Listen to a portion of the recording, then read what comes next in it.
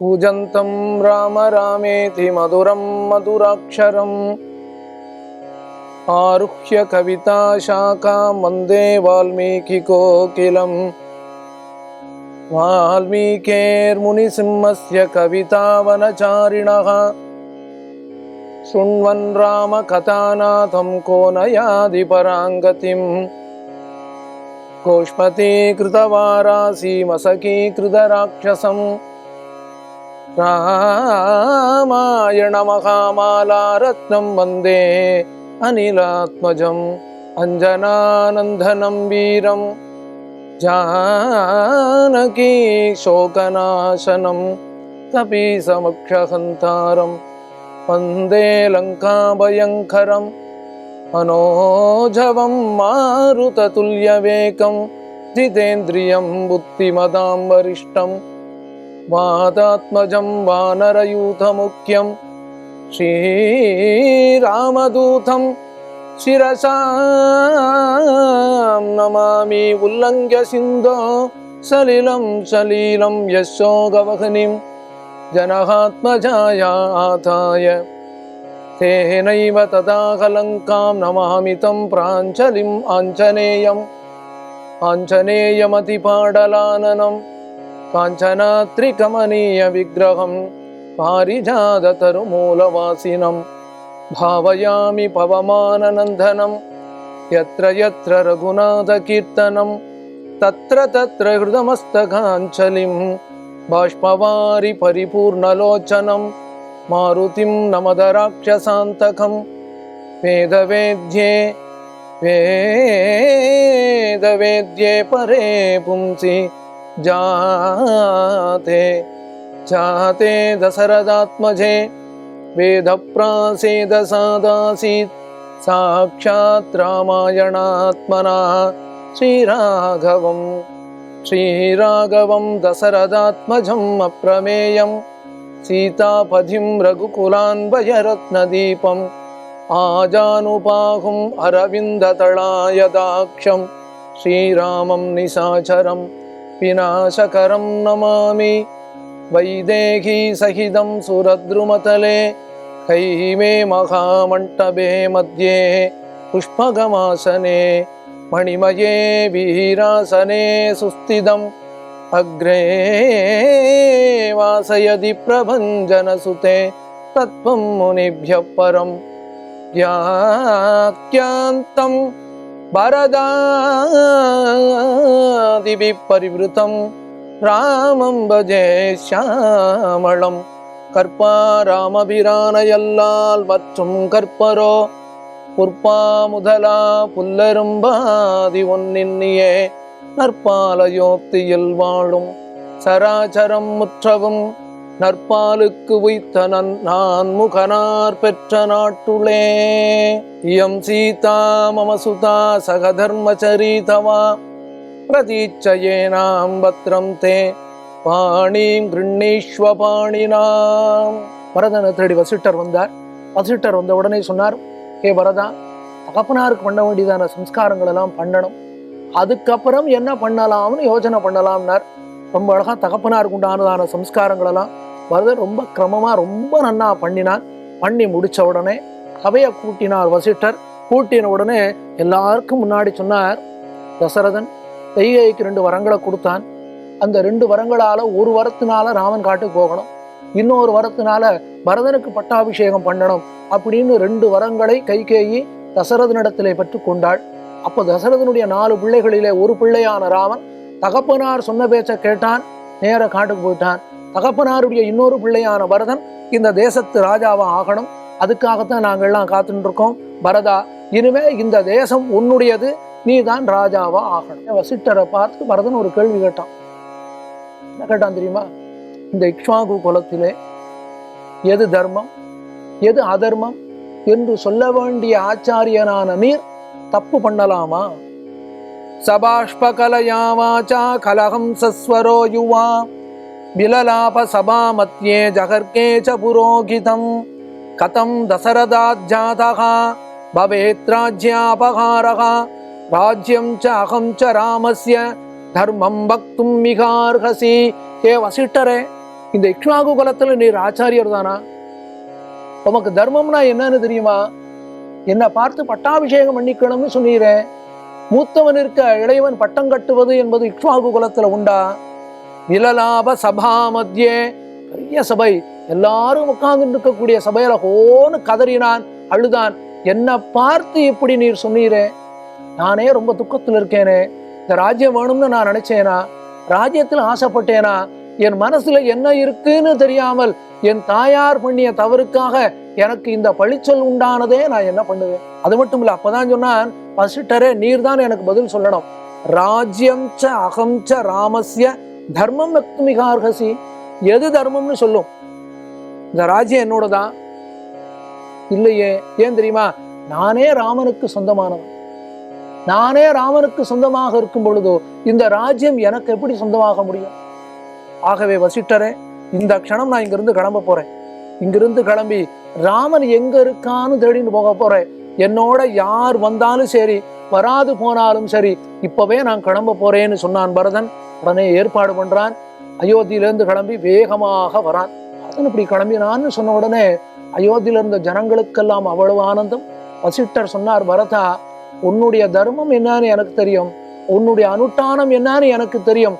ஆனா இப்ப இந்த இடத்துல ஆச்சாரியனாக இருந்து ஒரு தேசத்துல ராஜா இல்லாம போனா என்ன பண்ணணுமோ அதைத்தான் நான் பண்ணினேன்.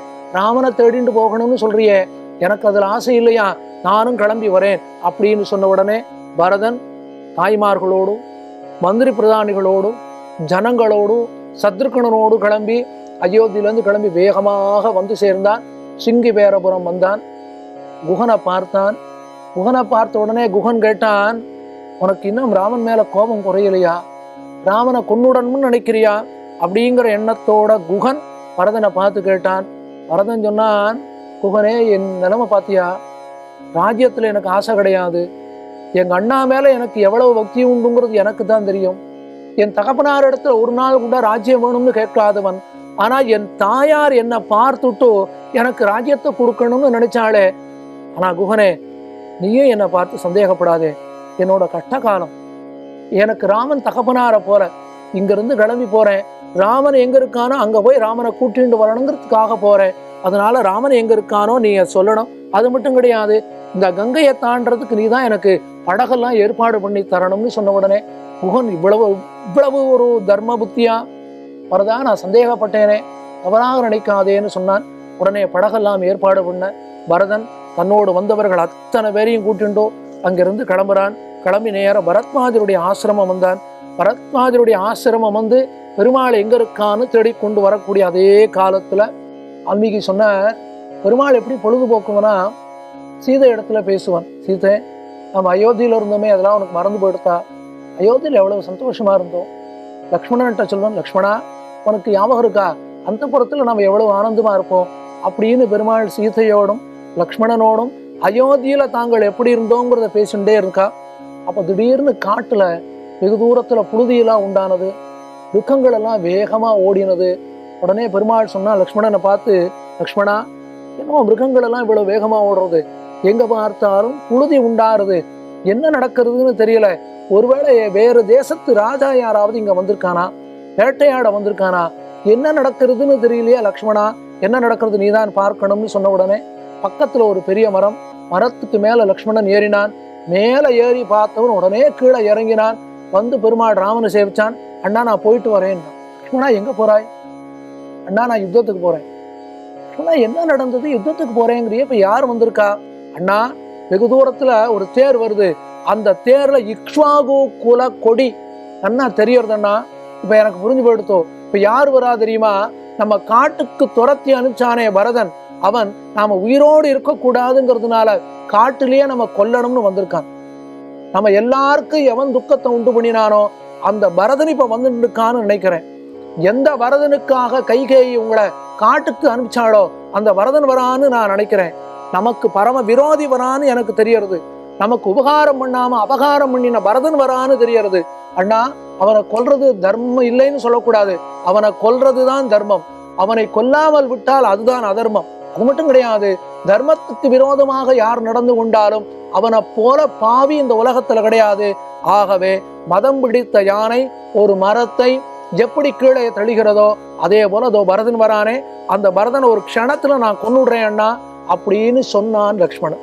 அப்பதான் பெருமாள் சொல்றான், லக்ஷ்மணா உனக்கு எப்போதுமே ரொம்ப கோபம் வருது லக்ஷ்மணா, உன்னை நன்னா தெரிஞ்சுக்கோ. பரதன் எதுக்காக வரான் தெரியுமா? அயோத்திக்கு வந்திருக்கான், என்ன பார்க்கணும்னு ஆசைப்பட்டிருக்கான். தாயார் ராமன் காட்டுக்கு போயிட்டான்னு சொல்லியிருக்கா. அண்ணாவை பார்க்கணுங்கிற ஆசையினால என்ன பார்க்க வரும். பரதன் விரோதின்னு சொல்றியே லக்ஷ்மணா, பரதனை கொன்னும் அந்த ராஜ்யம் எனக்கு கிடைக்கணுமா? நாளைக்கு உபன்யாசம் பண்றவா என்ன சொல்லுவா தெரியுமா? கைகேயி பரதனுக்கு ராஜ்யம் வாங்கி கொடுத்தா, பரதன் சித்திரக்கூடம் போனான், ராமன் பரதனை கொன்னு ராஜ்யத்தை எடுத்துண்டான்னு சொல்லிடுவாளே. லக்ஷ்மணா ஒன்னு சொல்றேங்களு, நீ சந்தோஷமா இருக்கணும், பரதன் சந்தோஷமா இருக்கணும், அதுதான் எனக்கு சந்தோஷம். எனக்கு ராஜ்யம் வேணுங்கிறதோ ராஜ்யம் இல்லாம இருக்கிறதோ, ராஜ்யம்பா வனவாசோபா வனவாசோ மகோதயா, நீங்க சந்தோஷமா இருக்கிறதுக்காக நான் எதையும் பண்ணுவேனே. லக்ஷ்மணா ஒரு நிமிஷம் கொஞ்சம் பொறுமையாரு, நீ சொன்ன மாதிரி பரதனே வந்து விட்டான்னா அவங்கிட்ட சொல்றேன். பரதனும் சத்ருகுணனும் வேகமாக வரக்கூடிய பாதையில பார்த்தா அங்கங்க பெருமாளுடைய ஆடைகள் எல்லாம் அங்கங்க தொங்க விட்டுருக்கான் லக்ஷ்மணன். மர உரியில நன்னா அதெல்லாம் சுத்தம் பண்ணி அங்கங்க மாட்டியிருக்கானா. பார்த்த உடனே பரதன் சொன்னான், சத்ருகுணா இங்க பக்கத்துலதான் அண்ணா எங்கேயோ இருக்கணும்னு சொன்னான். வெகு தூரத்துல பார்த்தா ஒரு பர்ணசாலை தெரிஞ்சது. பர்ணசாலையை பார்த்த உடனே சத்ருகுணா அண்ணா இருக்கிற இடத்துக்கு நம்ம வந்துட்டோமோ அப்படின்னு தோன்றது. நான் இன்னும் வேகமா போறான். பர்ணசாலை தெரிஞ்சது. பர்ணசாலை தெரிஞ்ச உடனே பார்க்கறான், யாரோ ஒருத்தர் உட்கார்ந்துட்டு இருக்காருன்னு தெரிஞ்சது. பக்கத்துல ஒரு ஸ்திரீ நிற்கிறான்னு தெரிஞ்சது. கொஞ்சம் தள்ளி யாரோ ஒருத்தர் நிற்கிறான்னு தெரிஞ்ச உடனே ஆகா இங்க நிற்கிறவன் தான் அண்ணான்னு புரிஞ்சுட்டான்.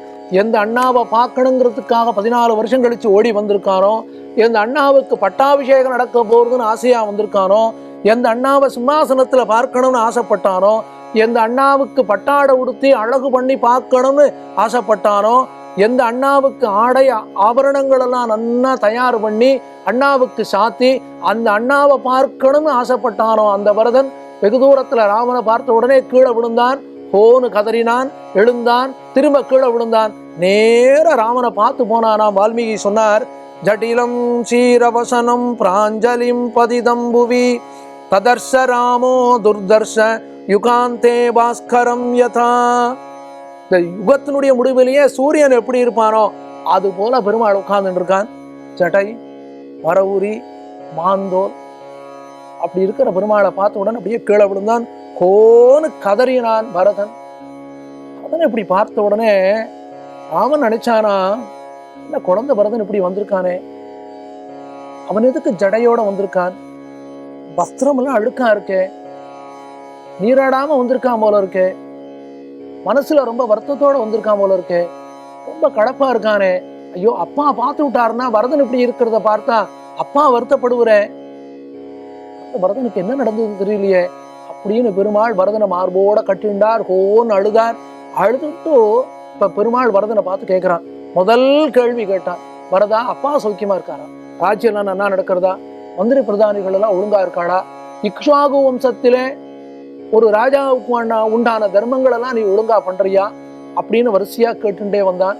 கேட்டுட்டே வந்த உடனே பரதன் சொன்னான், அண்ணா நீங்க காட்டுக்கு போனேள், உங்களை பிரிஞ்ச துக்கத்தினால தகப்பனார் உயிரை விட்டுட்டார், தகப்பனார் இல்லாம ஆயிட்டாரே அண்ணான்னு அழுதான் பரதன். அப்பதான் ராமன் சொன்னானா, என்ன பிரிஞ்ச துக்கத்தினால எங்க அப்பா உயிரை விட்டுட்டார், எங்க அப்பா உயிரை விட்டார்னு கேட்டுன்னு நான் இன்னும் உயிரோடு இருக்கேனே அப்படின்னு சொன்னான். உடனே தகப்பனாருக்கு சம்ஸ்காரங்கள் எல்லாம் பண்ண, இதுக்குள்ள தாய்மார்கள் எல்லாம் வந்து சேர.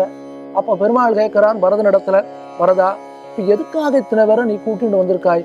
தகப்பனார் உன்னை தேசத்துலதான் இருக்கணும்னு சொன்னார். அப்பதான் பரதன் சொன்னான், அண்ணா மூத்தவன் இருக்கிறப்போ இளையவன் பட்டம் கட்டிக்க கூடாதுங்கிற தர்மம் உங்களுக்கு தெரியாதா? இந்த ராஜ்யம் உங்களுடையதானே, நானே உங்களுக்கு சொந்தமானவன், நீங்க உயிரோடு இருக்கிறப்ப இந்த ராஜ்யத்துக்கு நான் எப்படி வர முடியும்? இது அதர்மம் இல்லையா? ஆகவே இந்த ராஜ்யத்துக்கு நீங்க உடனே வந்துவிடணும்.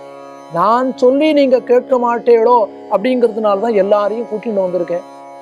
எனக்காக இல்லைனாலும் இத்தனை பேரும் உன்னிடத்துல சொல்றா, அதனால நீங்க வரணும்.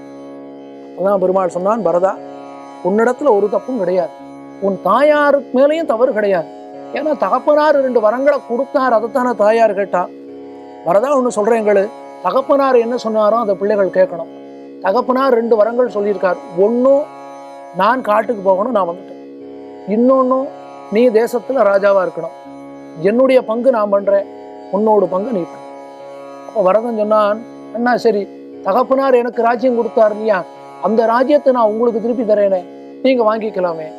அப்பதான் பெருமாள் சொன்னான், பரதா, தகப்பனாருக்கு அது ஆசை இல்லையே, நீ 14 வருஷம் ராஜ்யம் பண்ணணும்னு சொல்லியிருக்கார், அதை என்னால மீற முடியாது, ஆகவே நான் வரமாட்டேன். பரதா, இன்னொன்னு சொல்றேன் கேட்டுக்கோ, இந்த உலோகத்திலேயே வசந்தது என்னன்னா தர்மம் தான். தர்மத்தை விட்டவன் உயிரோடு இருக்க முடியாது, தர்மத்தை விட்டவன் சந்தோஷமா இருக்க முடியாது, தர்மத்தை விட்டவனுக்கு ஜன்மால நிம்மதி கிடையாது, தர்மத்தை விட்டவன் குடும்பத்துல சுகம் கிடையாது, நாட்டுக்கு வருவது என்பது கிடையாது அப்படின்னு பெருமாள் பரதனுக்கு உபதேசம் பண்ணினான். பரத கீதை அப்படின்னு வால்மீகி ராமாயணத்துல பிரசித்தியாக 18 ஸ்லோகங்களை சொல்றான் ராமன்.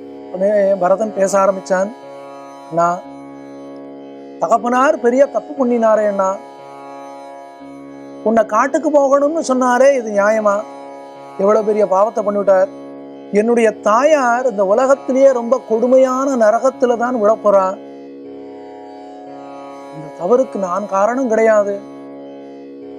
என்னிடத்துல நீங்க ரொம்ப கிருபையோட வளர்ந்த பரதன் இதுக்கு காரணம் இல்லைங்கிறத நீங்க புரிஞ்சுக்கணும். திரும்ப அயோத்திக்கு வரணும், வந்து ஏற்கனவே ஏற்பாடாயிருக்கேன், அந்த யுவராஜ்ய பட்டாபிஷேகத்தை நீங்க பண்ணிக்கணும். இப்ப தகப்பனாரும் இல்லாத தேசமா எடுத்தோம். பரதா, நீ நாட்டுக்கு போகணும்னு சொல்லிடலாம், ஆனா என்னோட இத்தனை பேர் வந்திருக்காளே, எல்லாரும் உங்களை பார்த்து ராமா நீ நாட்டுக்கு வரணும்னு சொன்னா உங்களால மீற முடியாது. நான் ஒருத்தன் கண்ணில் கண்ணீர் விட்டாலும் பரதா அழக்கூடாதுன்னு நீங்க சொல்லிடலாம். தாய்மார்கள் அழுதால் உங்களால என்ன பண்ண முடியும்? அயோத்தி ஜனங்கள் அழுதுட்டானா உங்களால என்ன பண்ண முடியும்னா, நீங்க திரும்ப அயோத்திக்கு வரணுங்கிறதுனாலதான் எல்லாரையும் கூட்டிட்டு வந்திருக்கேன். பரதா, ஒன்று சொல்றேங்களு, தகப்பனாரிடத்துல உனக்கு எவ்வளவு பக்தி உண்டோ அதே பக்தி உன் தாயாரிடத்திலும் உனக்கு இருக்கணும். இப்ப தாயாரும் தகப்பனாரும் சேர்ந்து நமக்கு 2 காரியம் சொல்லியிருக்கா. நான் காட்டுல 14 வருஷம் இருக்கணும், உனக்கு ராஜ்யத்தை கொடுத்துருக்கா, நீ அயோத்தியில இருக்கணும். இப்போ பிள்ளைகளான நம்முடைய கடமை என்ன? தாயார் தகப்பனார் சொன்னதை கேட்டு தகப்பனார் சொன்ன பிள்ளைங்கிற நல்ல பெயரை வாங்கணும். நம்மால தாயார் தகப்பனாருக்கு ஒரு கௌரவம் மரியாதையை கொடுக்கணும். அண்ணா, பரதன்கிறவன் உங்களுக்கு அடிமை அண்ணா. அடிமையாக இருக்கிறவனுக்கு சுதந்திரம்ங்கிறது கிடையாது. அடிமையா இருக்கிறவன் எப்பொழுதும் கைங்கரியம் தான் பண்ணுவனே ஒழிய அடிமை எஜமானனா ஆக முடியாது. சரி, ராஜ்யம் தகப்பனார் தானே கொடுத்திருக்கார் அப்படின்னு நீங்க கேட்கிறீங்களா? நல்ல மழை காலம், அபாரமா வெள்ளம், எங்க பார்த்தாலும் ஜலம். அப்போ ஏற்கனவே கட்டி வச்சிருந்த அணையும் உடைஞ்சு போயிடுத்தோ, வெள்ளம் பிரவாகமாக வந்ததுன்னா அந்த இடத்துல யாரையாவது காப்பாற்ற முடியுமா? அதே போலதான் இப்ப ராஜ்யமும் அப்படித்தான் இருக்கு. தகப்பனார் பிராணன் விட்டுட்டார், பண்ணக்கூடாத காரியத்தை தாயார் பண்ணியிருக்கா.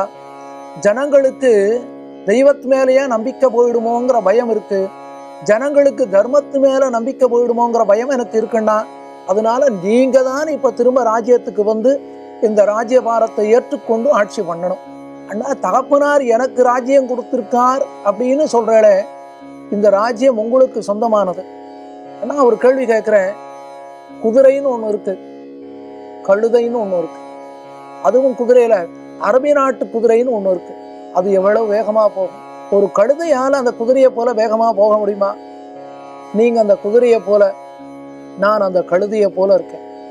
அண்ணா, ஆகாசத்துல கருடாழ்வார் போனார்னா எல்லாரும் சேவிக்கிறா. கருட மந்திரம் அவ்வளவு வசந்தது. கருடனை சேவிச்சுட்டோம்னா அன்னைக்கு நம்ம புண்ணியம் பண்ணியிருக்கோம்னு அர்த்தம். அந்த கருடனை பார்க்கிறோம், ஏதோ பூமியில ஒரு சிட்டுக்குருவி அங்கங்க பறக்கிறத பார்க்கிறோம். கருடனும் சிட்டுக்குருவியும் ஒன்னாயிடுவான்னா, நீங்க கருடனை போல, நான் சிட்டுக்குருவியை போல. நான் உங்களுக்கு இன்னொரு உதாரணம் சொல்றேன். செழிப்பா எதை போட்டாலும் விளையக்கூடிய நல்ல பூமி, அதுல ஒரு விவசாயி ஒரு விதையை விதைச்சான். அந்த விதையிலிருந்து செடி வந்தது, அதுல இருந்து கொடி உண்டானது, அதுல இருந்து மரம் உண்டானது. மரம் ஆகாசத்தளவுக்கு ஓங்கி வளர்ந்தது. அந்த மரத்துல நன்னா புஷ்பங்கள் எல்லாம் பூத்து குலுங்கியது, காய்கள் உண்டானது, பழங்கள் உண்டானது. அந்த பழத்தை சாப்பிடணும்னா யாருக்கு சொந்தம்? அது அந்த செடியை வச்சவனுக்கு தானே சொந்தம், அதை விதைச்சவனுக்கு தானே சொந்தம். ஒரு கால் அந்த விதைய வச்சவன் அந்த பழத்தை யாருக்கு கொடுக்கணும்னு ஆசைப்படுறானோ அவனுக்கு கொடுக்கலாம். ஆனால் அந்த பழத்தை சாப்பிடக்கூடிய யோகியதை இவனுக்கு இருக்க வேண்டாமா? அந்த விவசாயி போலதான் தகப்பனார், அந்த மரத்தை போலதான் நீங்கள், அந்த மரத்துல உண்டான பழம் போலதான் இந்த யுவராஜ்ய பட்டாபிஷேகம். அண்ணா எல்லா பழத்தையும் எல்லாரும் சாப்பிடலாமே அப்படின்னு என்னிடத்துல கேட்கிறீங்களா? கிடையாதுண்ணா. வசதி இருக்கிறவன் தான் நல்ல பழங்களை சாப்பிட முடியும். நல்ல உயரமானவன் தான் மேல இருக்கக்கூடிய பழத்தை பறிக்க முடியும். உயரம் இல்லாம குள்ளமாக ஒருத்தன் இருந்தான்னா அவனால மேல இருக்கிற பழத்தை எட்டி பறிக்க முடியுமா? முடியாதே. அந்த குள்ளமா இருக்கிறவனை போல நான் இருக்கேன், உயரமா இருக்கிறவரை போல நீங்க இருக்கள். நீங்க நினைச்சா அந்த பழத்தை எட்டி பறிச்சுடலாம். உங்களுக்கு தகப்பனார் இந்த பழம் உண்டுன்னு சொன்னார், அது ஏதோ உங்களுக்கு இந்த பழத்தை கிடையாதுன்னு யாரோ சொல்லிட்டாளே, அதனால இந்த பழம் உங்களுக்கு சொந்தமானதல்ல, வேறு ஒருவருக்கு சொந்தமானதுன்னு எப்படி சொல்ல முடியும்? ஆகவே நீங்க தான் ராஜ்யத்துக்கு வரணும். அதான் பெருமாள் சொன்னான், பரதா அம்மா சொன்ன வார்த்தையை கேட்டு தகப்பனார் என்ன காட்டுக்கு அனுப்பிச்சாருன்னு சொல்றீங்க, இதுக்கு யார் காரணம் தெரியுமா? பரதா நீ காரணம் கிடையாது, பரதா கைகேயி காரணம் கிடையாது, பரதா தகப்பனாரும் காரணம் கிடையாது. அப்ப யார் காரணம்? அவன் கர்மாவை அனுபவிக்க வேணும்னு ஏற்கனவே எழுதி வச்சிருக்கானே தெய்வம், அவன்தான் காரணம். தன்னுடைய இஷ்டப்படி யாரும் இந்த உலகத்துல நடந்து முடியாது பரதா. நான் இப்படிதான் இருப்பேன் அப்படின்னு யாராலையும் சொல்ல முடியாது. எல்லாரும் ஒரு சட்ட திட்டத்துக்கு கட்டுப்பட்டு தான் இருக்கணும். இப்போ எனக்கு சுவாதந்திரியம் உண்டுன்னு நினைக்கிறியா? கிடையாது. தகப்பனார் சொன்னதை கேட்க வேண்டியது என்னுடைய கர்த்தவியம், என்னுடைய கடமை. பரதா உனக்கு சுவாதந்திரியம் உண்டுன்னு நினைக்கிறியா? கிடையாது. தகப்பனார் சொன்னதை கேட்க வேண்டியது உனக்கும் கடமை. அதான் என்னவோ ராஜ்யம் அது என்னுடையது, உன்னுடையது, நான் உனக்கு கொடுக்குறேன், நீ எனக்கு கொடுக்குறேன்னு சொல்றிய. இந்த உலகத்துல எதுவுமே நிரந்தரம் கிடையாது பரதா. ஒருத்தன் ரொம்ப ஆசைப்பட்டு அபாரமா பணங்காசை சேர்க்கிறான், சேர்த்து வச்சான்னா எவ்வளவு பணம் சேர்க்கிறானோ அந்த பணமே அவனுக்கு கவலையை கொடுக்க ஆரம்பிக்கிறது. அவனிடத்துல நிறைய பணம் இருக்குன்னு சொன்னா தேசத்து ராஜா அதிகமான வரியை போட்டு அவன்கிட்ட வந்து பணத்தை எடுத்து விடுறான். அல்லது அவனிடத்துல பணம் இருக்குன்னு சொன்னா திருடன் வந்து திருடின்னு போயிடுறான். அல்லது பணம் நிறைய சேர்ந்து கொடுத்துனா இவனுக்கே விபரீதமான ஆசைகள் எல்லாம் உண்டாருது, சேரக்கூடாத வாளோடு சேர்றான், பணங்காசு போயிடுறது. அப்ப எவ்வளவு ஆசை வச்சாலும் நம்மோட எதுவும் இருக்காது, தர்மம் ஒண்ணுதான் இருக்கும். இந்த லோகத்துல எல்லாமே அழியக்கூடியது பரதா. என்னைக்காவது ஒரு நாள் பிறந்தோம், என்னைக்காவது ஒரு நாள் இந்த உலகத்தை விட்டு போக போறோம். நம்மோட எதுவும் சேர்ந்து வரல, நம்மோட சேர்ந்து எதுவும் போக போறது இல்லை. ஒன்னே ஒண்ணுதான் நம்மோட இருக்கும். என்ன தெரியுமா? கண்ணுக்கு தெரியாத தர்மம். இப்ப உடனே நீ கேட்கலாம், தர்மங்கிறது கண்ணுக்கு தெரியாதது தானே, கண்ணால பார்த்தவா யாராவது உண்டா அப்படின்னு கேட்கறியா பரதா? கண்ணுக்கு தெரியாதுங்கிறதுனால எல்லாமே இல்லைன்னு சொல்ல முடியுமா? இதோ காற்று கூட தான் இருக்கு, கண்ணுக்கு தெரியலை, அதனால கண்ணுக்கு தெரியாத காற்று இல்லைன்னு சொல்ல முடியுமா? இதோ நாம சுவாசிக்கிறோமே. பரதா நீ சொன்னிய ஒரு உதாகரணம், அந்த உதாகரணத்தையே நான் சொல்றேன். ஒரு மரத்தை ஒருத்தன் வளர்த்தான்னு சொன்னேன் இல்லையா? ஒரு பழம் நன்னா பழுத்ததுன்னு சொன்னிய, பழத்தை ஒருத்தன் பறிச்சான் சாட்டான்னு சொன்னா அது அவனுக்கு அனுபவத்துக்கு விஷயம், அவனுக்கு அது ஆனந்தம் கொடுக்கிறது. ஒருவேளை அந்த பழத்தை ஒத்துருமே புடுங்காம விட்டுட்டா மரத்துல இருந்து என்ன ஆகும் தெரியுமா? அந்த பழமே கொஞ்ச நாள் ஆனா அழுகி போயிடும், கீழே விழுந்துடும்.